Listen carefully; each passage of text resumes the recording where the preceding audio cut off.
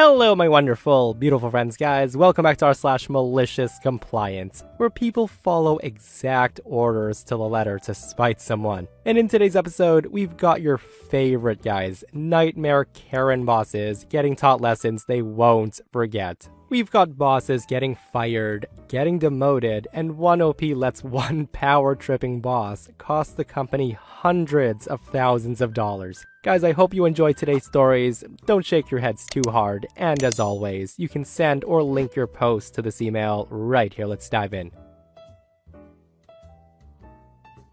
So here's a bit of background first. About 15 years ago, I worked at a gas station as an opener.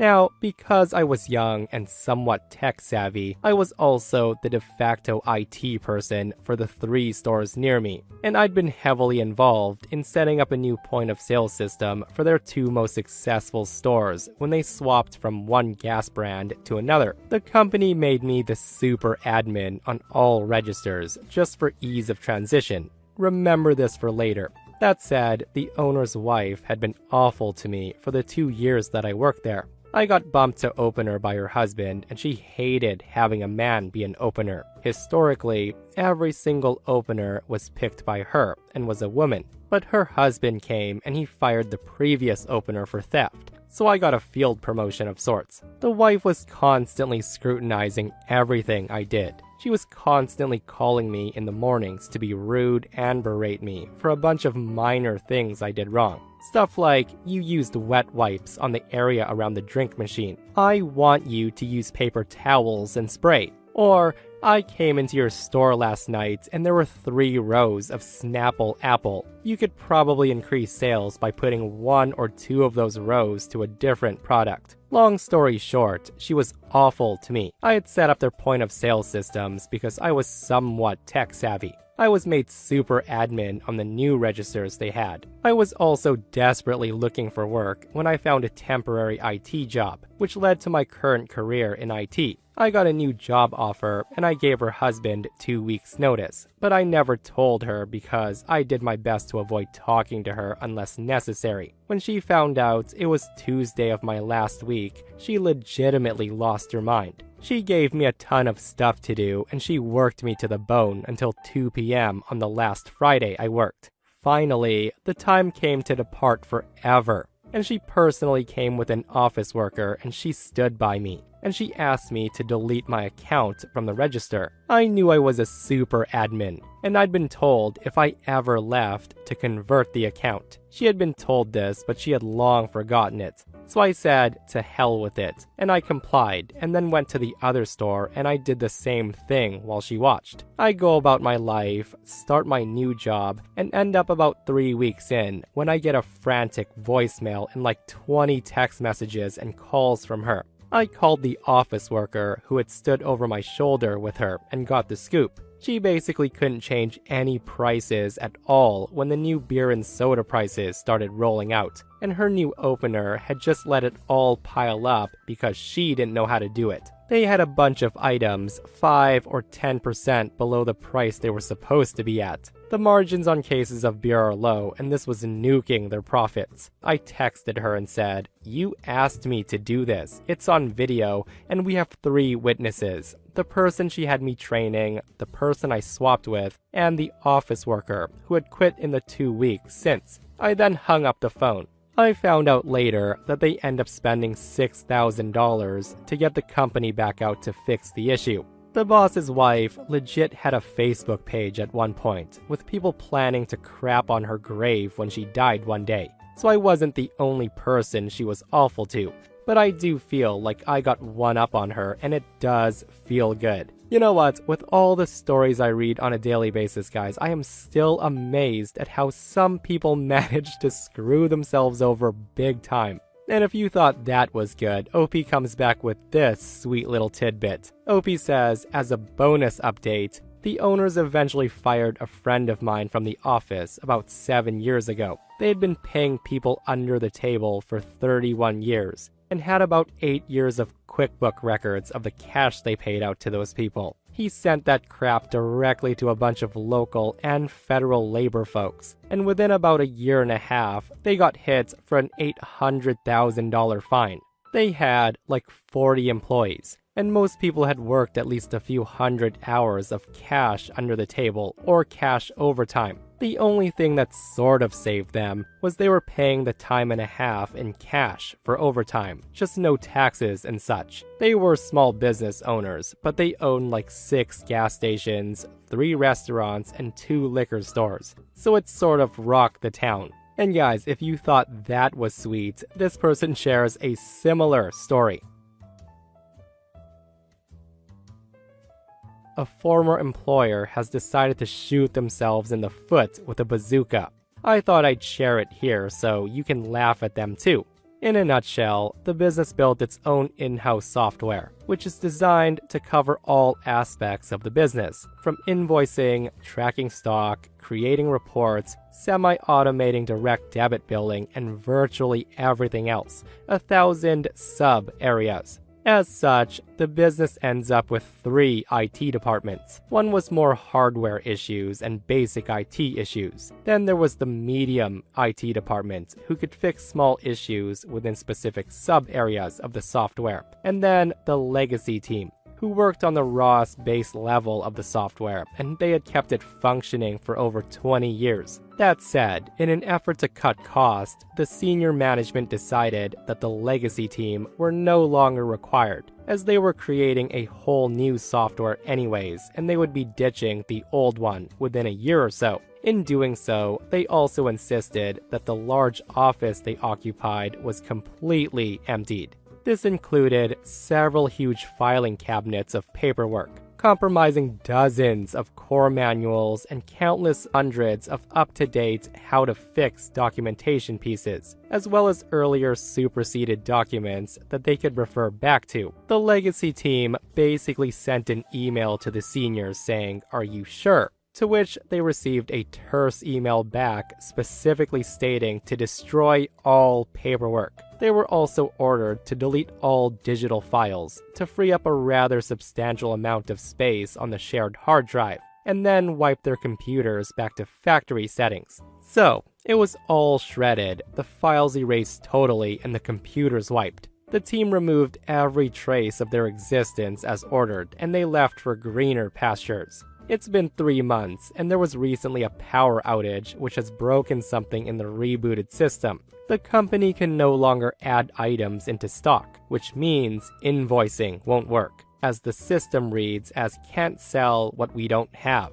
In turn, this means there's no invoices for the system to bill. So it's back to pen, paper, and shared Excel sheets to keep track of stock, and manually typing invoices into a template and manually having to check every payment received against paper invoices, all of which is resulting in massive amounts of overtime required to keep up with demand. The company has reached out to the legacy team, but they've all said without the manuals they were ordered to destroy or erase, they're not sure of how to fix it. The new system is still at least a year out. On the positive side, 2 of the senior managers have a nice large office to share and sit in.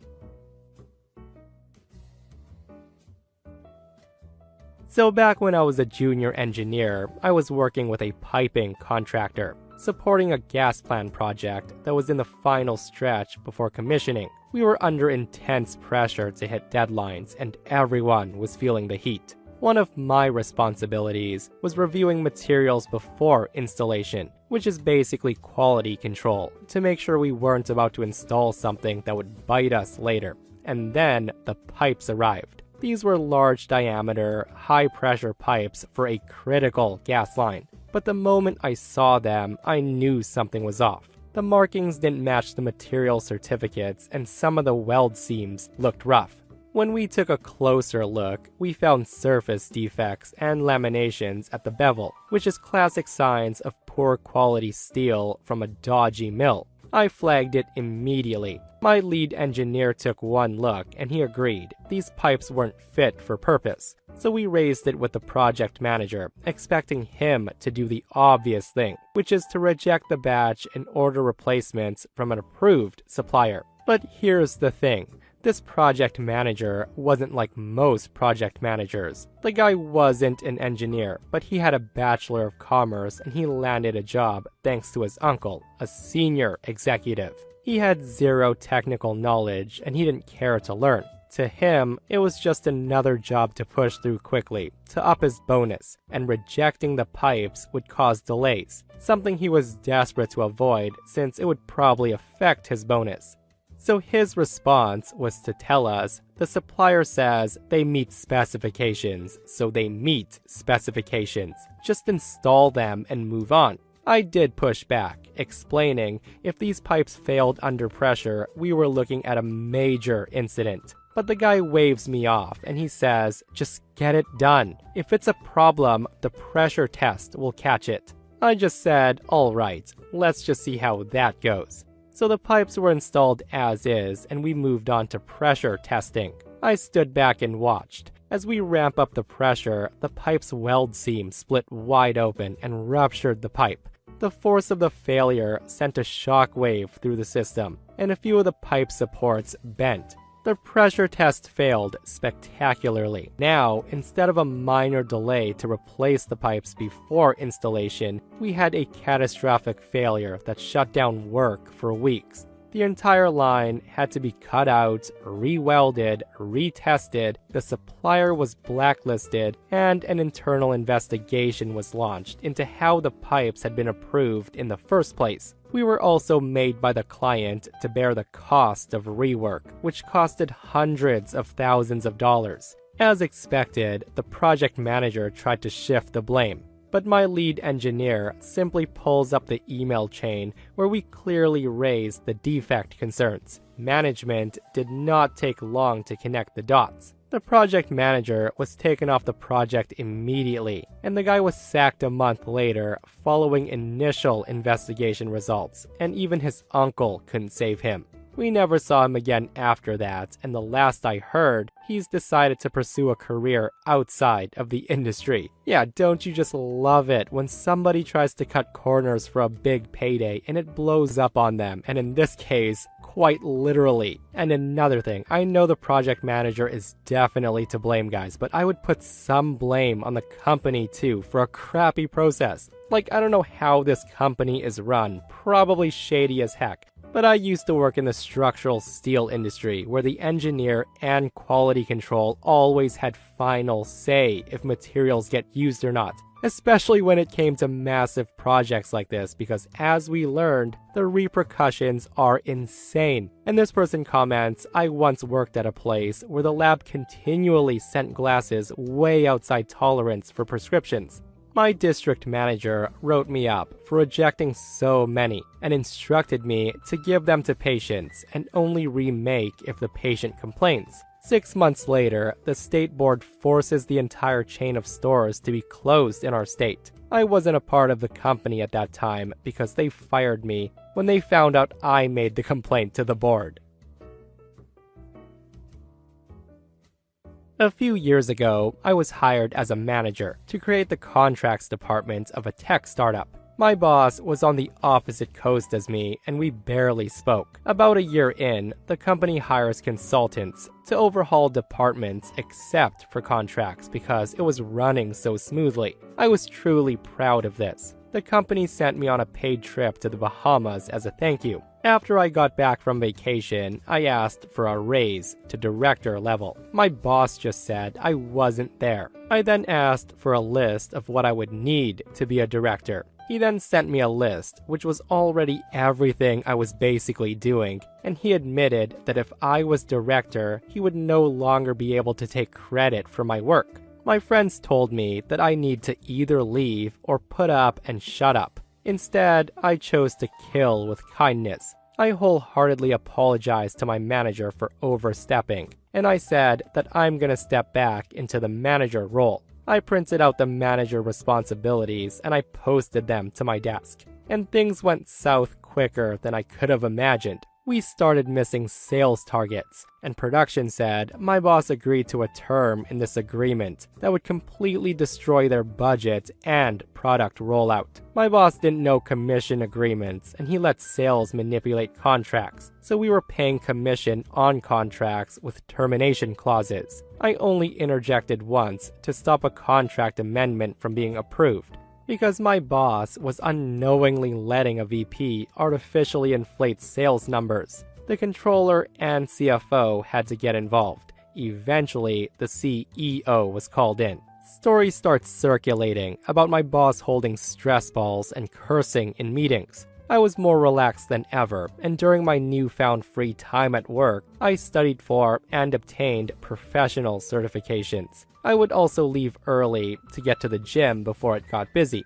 About a month later, I unloaded my added responsibilities, and my boss gave me a 7% bonus. It was unspoken, but I could tell he wanted me to take back on the director responsibilities without the title. But I continued to follow the manager description to a T. 6 months later, after taking 10 days of my unlimited paid time off, I was included in layoffs. I took 3 months off and then got another job at a 35% salary increase. While I'm happy to be making more money, I truly love the company and the people I worked with, and it's defeating to watch somebody continually take credit for your work. Once again, a good example of people not leaving jobs. They leave bad bosses. And seriously, I just can't understand why you'd be a manager of all people if you can't find the joy in making somebody a success. Like when I was a boss a long time ago, one of the best parts of my job was actually promoting employees. And this person comments, "If you put me in my place, I will stay there."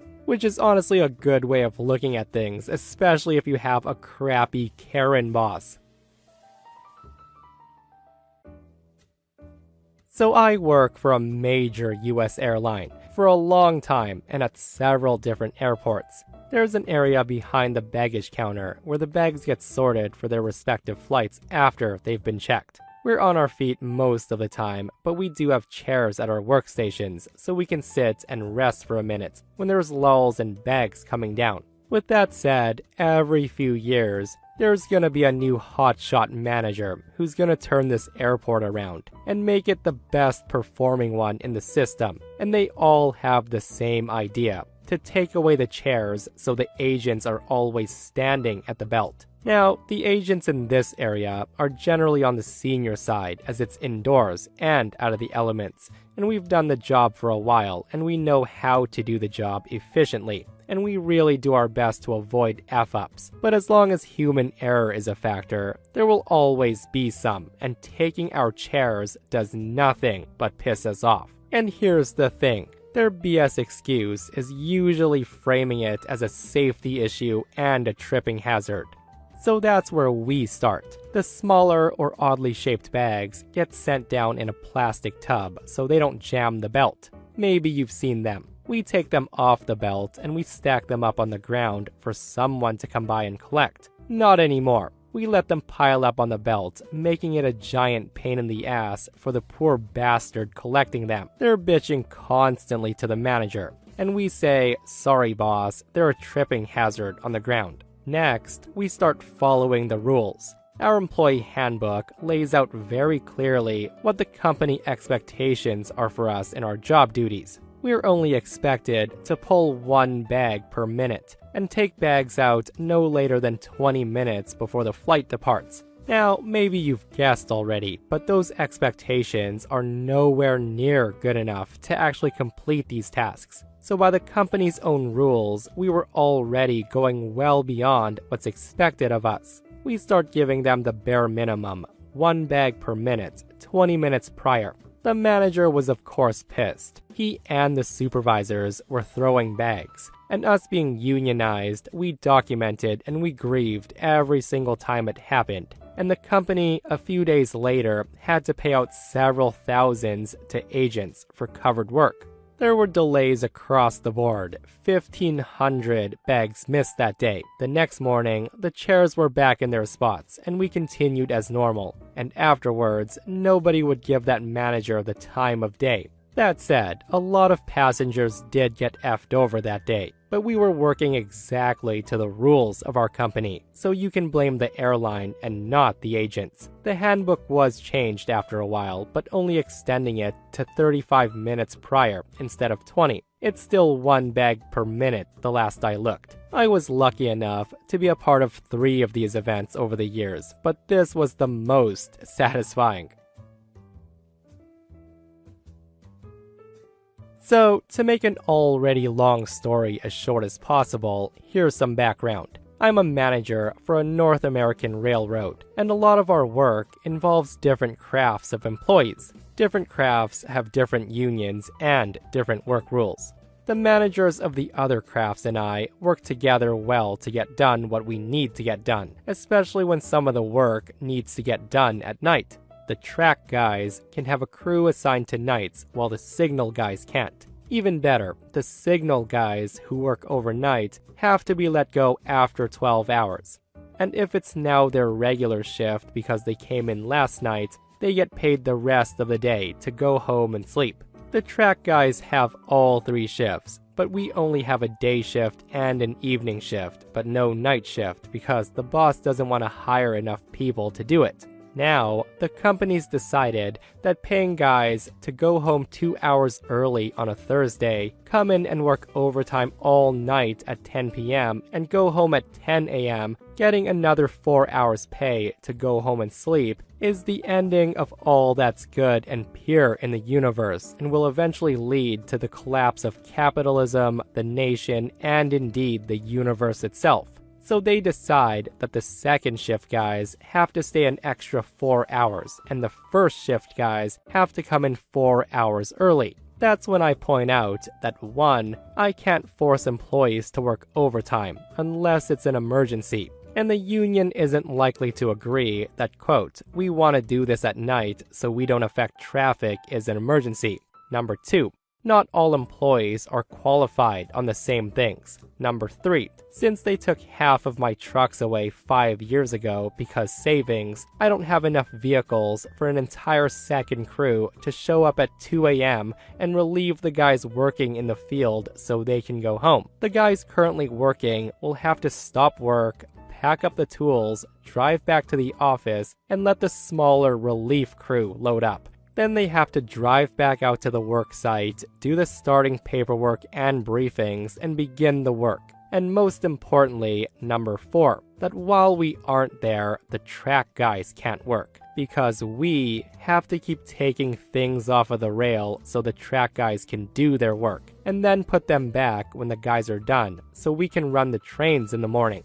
All of this falls on deaf ears because some freckle-faced college kid who opens up every conversation with "I have an MBA," who somehow got into a position where he's in charge of estimates, wants to complain about those 24 hours a night. So after having gone on the meeting record for all of it, I get out of the kid's way. I decide if my boss isn't gonna have my back, I'm not gonna stop this inevitable disaster. After all, I've only been doing this for 27 years, but the kid graduated with a 3.6 GPA from some university, so the guy must know better. So the first night, the job grinds to a halt like clockwork at 1 a.m. The second crew shows up at about 4:15 and they get to work. The track folks then pack it in, because by the time anything gets dismantled, there won't be enough time to get anything done and put it all back together to start moving the trains by 7.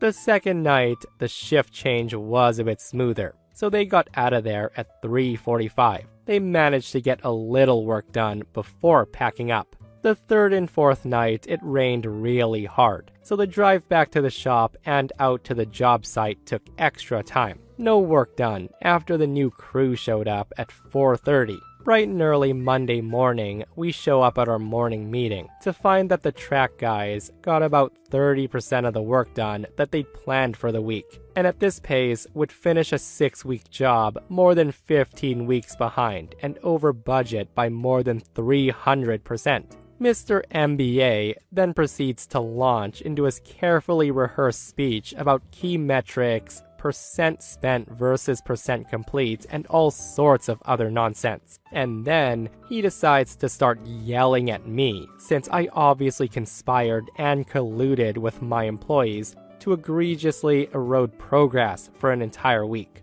I just held up the meeting minutes from the previous week, and I told him that he in fact demanded that we have a full shift change in the middle of the track department's work. I looked across the table at him, and I asked if he wanted to revise that position. Clearly unwilling to let his lowly engineer tell him what to do, the guy says no, and I was supposed to somehow magically make the shift change faster. The next 3 weeks were the same story. They've now been out there for a month, and they've managed to accomplish just shy of a week and a half worth of work. Mr. MBA shows up on the site one night, just in time to watch my night guys walk off and watch the track guys shut down the machines and gather outside to smoke, hang out, because now they have 3 hours to screw off and be paid for it.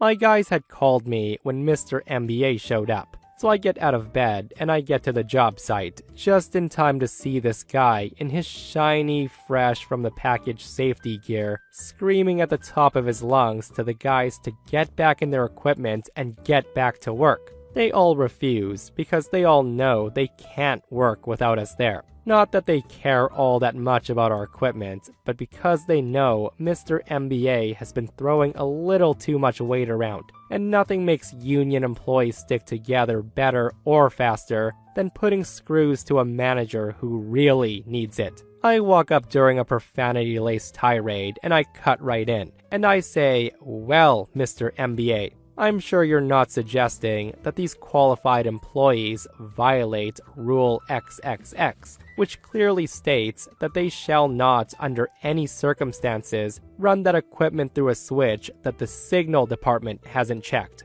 would you? Because that would be a serious violation and could get him a 30-day suspension without pay. And if you were to suggest he do that, you wouldn't have a union card in your pocket, and he would have 30 witnesses that saw you give him that directive. So you wouldn't be suggesting that, would you?" He turned 3 shades of purple and then stomps back to his little white company sedan and drove away. The guy held on to his asinine mid-shift change for another 2 weeks, until he couldn't hide the massive project delays from the boss anymore, and suddenly he wasn't in charge of the estimates anymore. The total cost of his little venture was just over $940,000 over the course of 6 weeks. But hey, the guy did manage to save $700 a night on those off hours that he didn't have to pay for. Holy moly, like this is the definition of penny wise and pound foolish, and what a mess that was, right? And if I were in his position, I honestly would have just quit if I were him. Like the fact that he chose that hill to die on and cost the company almost $1 million is frickin' wild. That said though, if I were in OP's shoes, whenever the guy tried to give me another order, I'd just ask him, "Oh, so you want me to waste another $1 million?" That would seriously be the running joke forever. And that, my friends, brings us to another end of r/malicious compliance. Guys, I hope you enjoyed today's stories. If you did, hit that thumbs up. And if you're not subscribed, consider subscribing so you don't miss these crazy stories. And if you missed the last episode on the channel, it's an r/entitled People episode, where psycho Karens are causing trouble in retail stores, and the stories are absolutely wild. Go check it out if you haven't, and myself and Stevie Boy will see you guys in the next one. We love you.